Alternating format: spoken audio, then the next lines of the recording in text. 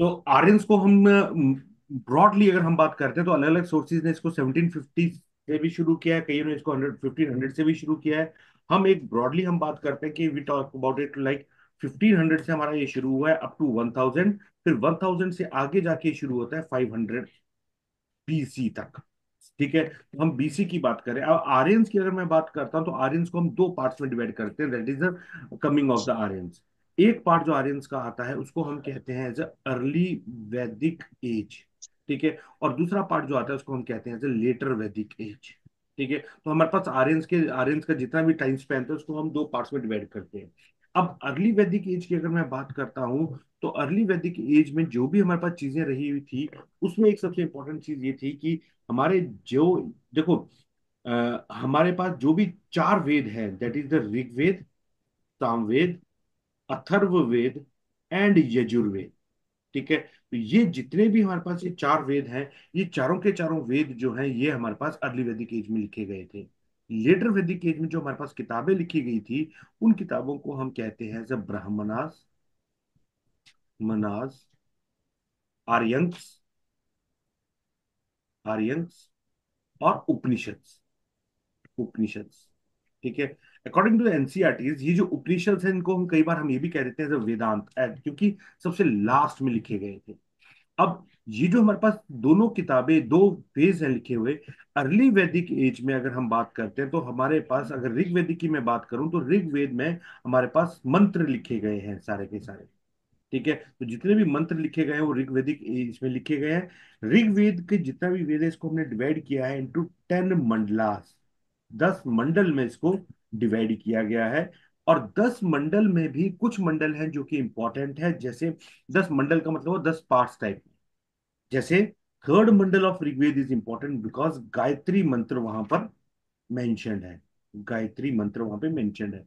Similarly 10th मंडल है जो सबसे लास्ट में लिखा गया है, यानी 10th मंडल जब लिखा गया होगा तब यहां पर कहीं पर हमारी सिविलाइजेशन पहुंची होगी 1000 एडी में, बीसी में। तो इस दौरान जो हमारे पास एक चीज लिखी गई है उसको हम कहते हैं एज अ 10th मंडल। और इसमें जो चीज हमारे पास इंपॉर्टेंट है दैट इज पुरुष सूक्त सेक्रीफाइस। सेक्रीफाइस, ठीक है, तो यहाँ पर पुरुष सेक्रीफाइस था जो कि यहाँ पर हुआ था इन द 10th मंडल। तो ये थर्ड मंडल और 10th मंडल इज इंपॉर्टेंट। तो अगर ऋग्वेद की मैं बात करूं तो ऋग्वेद में क्या है, सारे के सारे हमारे मंत्र लिखे गए हैं। और किसके लिए मंत्र लिखे गए हैं वो चीज है उसको हम कहते हैं एज अ नेचुरल,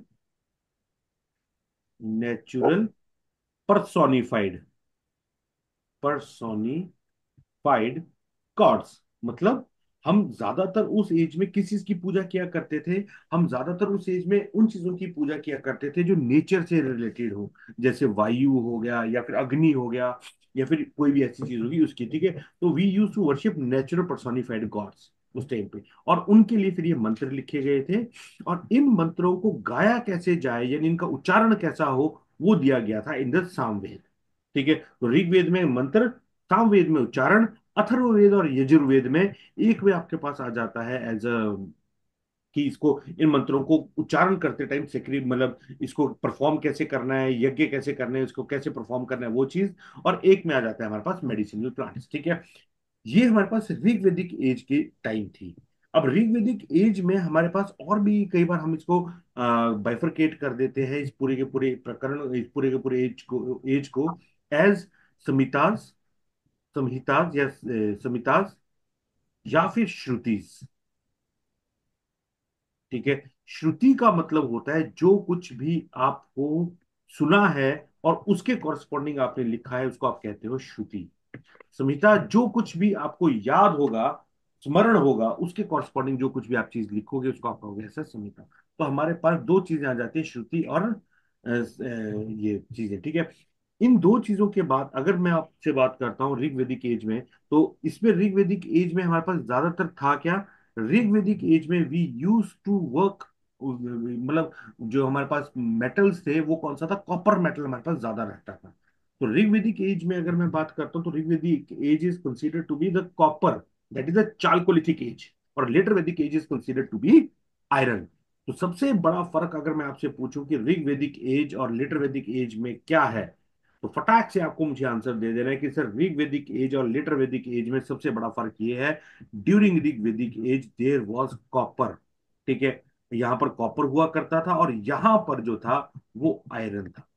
तो हमारे पास कॉपर और आयरन, ये सबसे बड़ा फर्क रहा है हमारे पास इन ऋग वैदिक and later Vedic as.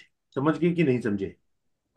Yes sir. Yes sir. ठीक है, अब इसी को ही हम आगे जाके थ्रू स्लाइड समझने की कोशिश करते हैं कि स्लाइड्स में हम क्या कहना चाह रहे हैं इसी पूरे कंसेप्ट को। चलो, अ,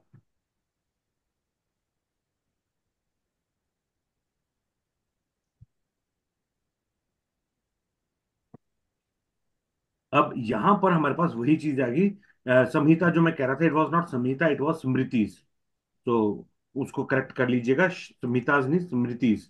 तो हमारे पास दो टाइप के इसके टेक्स्ट आ गए, कौन से? एक आए हमारे पास श्रुति, ठीक है, और एक आ गया हमारे पास स्मृति। ठीक है, तो श्रुति का मतलब वो है और स्मृति का मतलब जो संहिता मैंने पिछली बार कहा। ठीक है, संहिता जो है वो it is a part of a Shruti. ठीक है, आगे चलते हैं इसके बाद।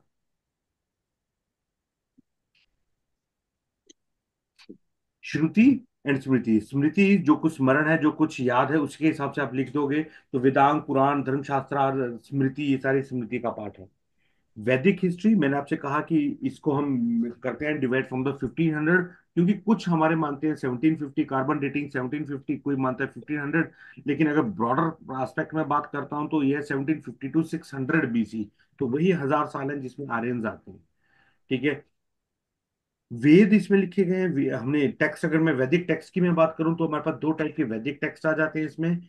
एक आ जाते हैं अर्ली वैदिक एज, एक लेटर वैदिक एज। अर्ली वैदिक एज में चार वेद लिखे गए थे जिसकी मैंने बात की थी, किनकी? ऋग्वेद, सामवेद, यजुर्वेद और अथर्ववेद वेद। तो हमारे पास चार वेद आ जाते हैं इनके। ठीक है, कौन से? ऋग्वेद, सामवेद, यजुर्वेद और अथर्ववेद। इन चार वेदों के ऊपर हमारे पास अर्ली वैदिक एज आ जाती है। ठीक है, अब Vedas are the theoretical compilation of the Vedic society. इन्हीं के अंदर आपके छोटे छोटे इनको और मतलब इम्प्लीमेंटेशन, जो वेदास की इम्प्लीमेंटेशन है वो यहाँ पर आ जाती है। जैसे ऋग्वेद, यजुर्वेद, सामवेद और अथर्ववेद आ गई, इनकी जो इम्प्लीमेंटेशन आई, आयुर्वेद, धनुर्वेद, गंधर्व वेद और अर्थवेद और या शिल्पावेद। तो ये इसकी जो छोटे मतलब ये है कि एक्सप्लेनेशन है वो इसमें आ जाती है। अब सबसे बड़ी बात आ गई हमारे पास, क्या? ऋग्वेद। ऋग्वेद के लिए हमने क्या कहा था? Rigveda is divided into 10 mandalas. 10 मंडल का मतलब ये है कि उसको 10 चैप्टर्स में डिवाइड किया गया है। अब ऋग्वेद को 10 चैप्टर में डिवाइड किया गया है। उसके अंदर आपके कितने आ जाते हैं? 1028 सूक्त आ जाते हैं और 10,462 हाइम्स आ जाते हैं। ठीक है, और इसी के अंदर अगर हम देखें तो कुछ ऐसे चीजें हैं जो सबसे पहले लिखी गई है, जैसे second, third, fourth, fifth and six mandals were written first. और जो first, eighth and ninth and tenth mandal, जो टेंथ मंडल की मैं बात कर रहा था, वो सबसे लास्ट में लिखी गई है। ठीक है, सबसे लास्ट में लिखी गई है का मतलब क्या हुआ? सबसे लास्ट में। ओके चलो ठीक है। तो यहां पर हमारे पास ये जो टेंथ मंडल है ऋग्वेद का, it is important. Why it is important? क्योंकि टेंथ मंडल हमारा ऋग्वेद का ये बताता है हमें कि कहाँ से, मतलब सॉरी, टेंथ मंडल हमारा पुरुष सूक्त सेक्रीफाइस के बारे में हमारे पास बताता है। अब इसमें से कौन कौन से मंडल इंपॉर्टेंट है? Third mandal of Rigveda is important, why? Gayatri mantra. Fourth mandal Rigveda का इंपॉर्टेंट है, why? Traces of agriculture. Seventh mandal Rigveda का इंपॉर्टेंट है क्योंकि वरुण गॉड के बारे में। और टेंथ मंडल जिसकी मैं बात कर रहा हूं उसके लिए है पुरुष सूक्त सेक्रीफाइस, पुरुष। यानी वर्णा सिस्टम। ये जो शूद्र हो गया या फिर आप ये कह लो कि जो वैश्यास हो गए या फिर क्षत्रियास हो गए और ब्राह्मण्स हो गए, वो टेंथ मंडल से कहीं ना कहीं निकल के आए हैं। ठीक है, दूसरी चीज, एवोल्यूशन ऑफ यूनिवर्स इसमें आया है टेंथ मंडल में। That is why this tenth Mandal is very important. 21 reverse की उसमें बात की गई है। और इसके अलावा अग्नि वर्ड यूज 208 टाइम्स। बहुत इंपॉर्टेंट कंसेप्ट है ये कि अग्नि वॉल, जो अग्नि है, ठीक है, उसको इन्होंने तकरीबन तकरीबन 100 208 बार यूज किया है। ठीक है, अभी 208 बार यूज करने का मतलब क्या है? इसको 208 बार इन्होंने यूज किया है। तो 208 बार यूज करने का मतलब क्या है कि अग्नि पे इन्होंने बहुत ज्यादा एम्फेसाइज किया हुआ है। ठीक है। मैक्सिमम पावर पुरंदर, एक इंदिरा है, इंद्र गॉड है, destroyer of the fort. And cow was called as a godhan, and cow was use as a sacred animal. Cow को एक सेक्रेड एनिमल कहा जाता था उस जमाने में। ठीक है, तो ये सर वो चीजें, मिट गया सर। हाँ ठीक है, वो चीजें इंपॉर्टेंट है। इसके बाद मैं वापिस आता हूँ दोस्तों की, सबसे पहले अग्नि के ऊपर मैं एक और चीज डिस्कस करना चाहूंगा आपके साथ, कि देखो आर्यंस का ओरिजिन कहाँ से हुआ। एक बहुत ही इंटरेस्टिंग सी इसके पीछे कहानी सी चलती है आर्यंस के ओरिजिन के लिए। अब कुछ थ्योरीज के अकॉर्डिंग ऐसा भी होता है कि आर्यंस को हम ये मानते हैं, if this is Asia, if it happens to be Asia, तो हम आर्यंस को ये भी देखते हैं कि इवन जो जर्मनी वाला पार्ट है, जर्मनी वाला पार्ट कहता है कि यार हिटलर कहता था कि I am from the Aryans race. तो कुछ यहाँ से बात कर लो, चाहे नियंडरथल्स कह लो कि वो यहाँ से आर्यंस से या फिर कौन थे, हमें आर्यंस का ओरिजिन नहीं पता। सो हम एक टेंटेटिव सी बात कह देते हैं। हम ये कहते हैं कि आर्यंस को हम ये मान लेते हैं कि वो सेंट्रल एशिया से आर्यंस आए थे। अब ये जब सेंट्रल एशिया की एक ट्राइब थी, तो ये ट्राइब अपने एक्सपेंशन के लिए चली। अब जब ये सेंट्रल एशिया से अपने एक्सपेंशन के लिए चली ट्राइब, तो ये सेंट्रल एशिया से अपने एक्सपेंशन के लिए किस किस तरफ चली। ठीक है।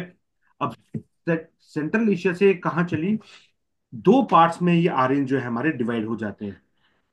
ठीक है। दो पार्ट्स में कहाँ डिवाइड हो जाएंगे आर्यंस। एक पार्ट जो है हमारा आर्यंस का यहां से निकला, और निकलने के बाद वो चला जाता है टूवर्ड्स ईरान। ठीक है, कहाँ चला गया, ईरान वाली साइड। और दूसरा जो पार्ट है, वो वो हमारा यहां से निकलता है और वो इंडिया की तरफ आ जाता है। ठीक है। और अगर अब इसमें अगर आप इंडिया को देखोगे, दिस इज, अगर आप देख रहे हो तो if this is Jammu and Kashmir, तो क्या होता है, यहां से आर्यंस की एक एक पार्ट आर्यंस का निकलता है, और वो इन हिमालयस को क्रॉस करके यहां से हिमाचल में जाके बस जाता है। जो ये हिमाचल में जाके बसता है, ये आज भी इन आर्यंस के डिसेंडेंट हैं, एंड वी कॉल देम खाशास या खशियास। ठीक है। दूसरा पार्ट इनका आर्यंस का एक निकलता है, और वो इंडो, मतलब इसको हिंदू कुश माउंटेन्स को क्रॉस करके यहाँ पे चला जाता है। और मॉडर्न डे में जो यहाँ पे इंडस वैली सिविलाइजेशन की आप बात कर रहे हो, ये इंडस वैली सिविलाइजेशन को यहाँ से हटा देता है और यहाँ पे बस जाता है। तो आर्यन जो ट्राइब की एक्सपेंशन थी यहाँ से, सेंट्रल एशिया की जो एक्सपेंशन थी, एक एक्सपेंशन हुई इसकी इंडिया की तरफ, जिसकी फर्दर दो ब्रांचेस हुई। एक ब्रांच चलेगी हिमाचल में, और दूसरी ब्रांच चलेगी कहाँ पर, दूसरी ब्रांच चलेगी इसकी जहां पर इंडस वैली सिविलाइजेशन है। एट द सेम टाइम तीसरी ब्रांच इनकी निकलती है, और वो निकलने के बाद चली जाती है ईरान इराक वाली साइड पे। तो वो ईरान इराक वाली साइड पे जाके जहां पे ये अपने आप को बसा लेते हैं, यहां पर एक नया रिलीजन निकल के शुरू होता है, उसको हम कहते हैं एज अ पारसीज। ठीक है। ये जो पारसीज हैं, इनकी भी होली बुक जो है, उस होली बुक का नाम है जेंड एवेस्टा। ठीक है। अब ये जेंड एवेस्टा जो है, ये, और यहां पर जो ये आर्यन इस side Indo Greek, sorry, Indo Aryan जो यहां पर बने थे, ये इनकी जो बुक थी, उस बुक का नाम था ऋग्वेद। तो जेंड एवेस्टा और ऋग्वेद दोनों के बीच में एक सिमिलैरिटी रहती है, और वो सिमिलैरिटी रहती है फायर। तो वो चीज हमने यहां पर देखी कि ऋग्वेद में हमारे सबसे इंपॉर्टेंट चीज क्या आती है, कि दे हैव मेंशन्ड अग्नि समवेयर 200 प्लस टाइम्स। सिमिलरली जेंडवेस्टा में भी they have mentioned fire numerous times. तो हमारे पास ये दो चीजें आ गई, जेंडवेस्टा, और दूसरी चीज हमारे पास क्या आ गई, ऋग्वेद। थोड़ी देर बाद जब यहाँ पर इस्लाम आ जाता है, तो ये Parsis they start migrating towards India, और वो इंडिया के इस रीजन में आके सारे के सारे पारसीज सेटल हो जाते हैं। ठीक है। तो आज की डेट में भी अगर आप देख रहे हो, गुजरात हो गया और ये सारा का सारा रीजन जितना भी है, ये पारसीज से काफी ज्यादा इन्फ्लुएंस्ड है। तो यहाँ पर ज्यादातर आपको पारसीज मिलेंगे। और यहाँ पर इंडिया में कौन है, इंडिया में आपके पास इंडो आर्यंस है जो यहाँ पे एस्टेब्लिश हो गए, जो कि आपकी ज्यादातर इस चीज में बिलीव कर रहे हैं, दैट इज द फायर। ठीक है। I hope this is clear. तो यहां से हमारे पास सारे के सारे आ गए। अब इसके बाद मैं आगे चलूं, तो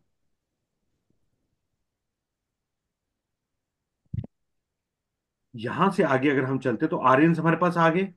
ठीक है, इन्होंने 10th मंडल लिख दिया। 10th mandal of Rigveda is important. Why this 10th mandal of Rigveda is important, वो भी हमने देख लिया कि 10th mandal of Rigveda is important क्योंकि 10th मंडल में there is a mention of Purusha Sukta sacrifice. ठीक है, तो पुरुष सूक्त सेक्रीफाइस की बात करते हैं इस मंडल में।